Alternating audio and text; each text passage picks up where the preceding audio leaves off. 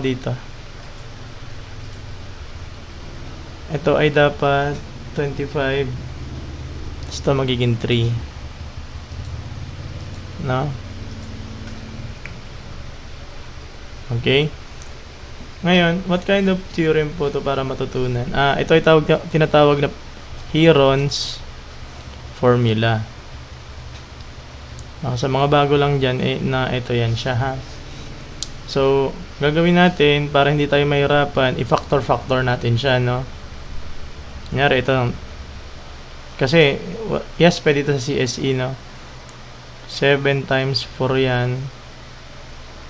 No? Tapos ito naman is, itong 21. Pina-factor natin, ha? Yes, Pythagorean. Nasolve na natin kanina using Pythagorean, no? 7 times 3.